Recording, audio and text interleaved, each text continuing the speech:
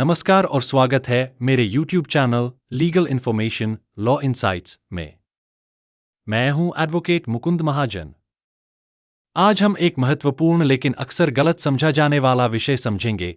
जब किसी मुकदमे में सभी पक्षों की सुनवाई पूरी हो जाती है तो कोर्ट तुरंत फैसला क्यों नहीं सुनाती, बल्कि उसे सुरक्षित क्यों रखती है?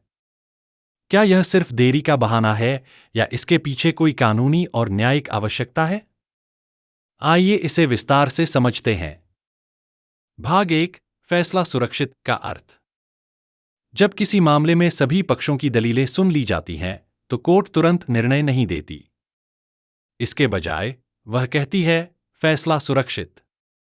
इसका सरल अर्थ है कि न्यायाधीश ने सभी पक्षों की बात सुन ली है, लेकिन अंतिम निर्णय बाद में सुनाया जाएगा। यह देरी नहीं है, यह निर्णय लेने की प्रक्रिया का एक हिस्सा है।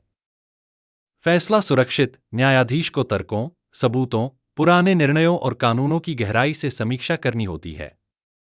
भाग 2, कानूनी आधार और न्यायिक प्रक्रिया। नागरिक प्रक्रिया संहिता (सीपीसी) या भारतीय नागरिक सुरक्षा संहिता 2023 (बीएनएसएस) में फैसला सुरक्षित रखने की कोई विशिष्ट धारा नहीं है। फिर भी यह पूरे भारत में एक स्वीकृत न्यायिक अभ्यास है। भारत के सर्वोच्च न्यायालय और विभिन्न उच्च न्यायालयों ने यह माना है कि न्यायाधीशों को एक सोच समझकर तर्कसंगत निर्णय लिखने के लिए पर्याप्त समय मिलना चाहिए।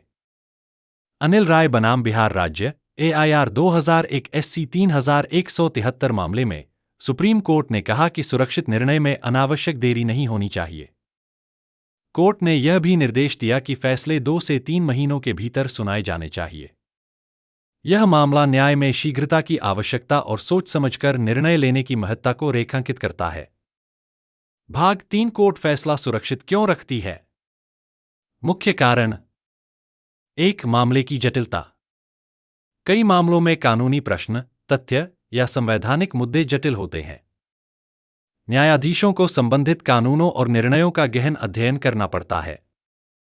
2, लिखित निर्णय की आवश्यकता।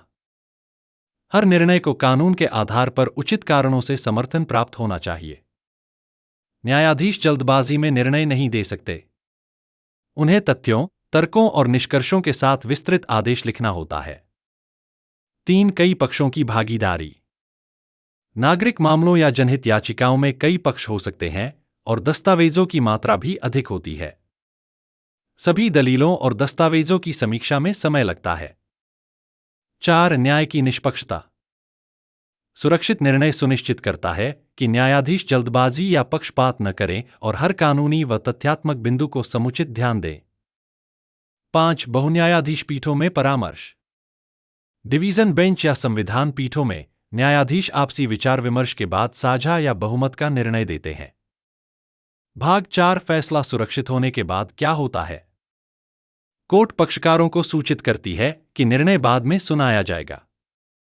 न्यायाधीश अपने कक्ष में बैठकर निर्णय का मसौदा तैयार करते हैं।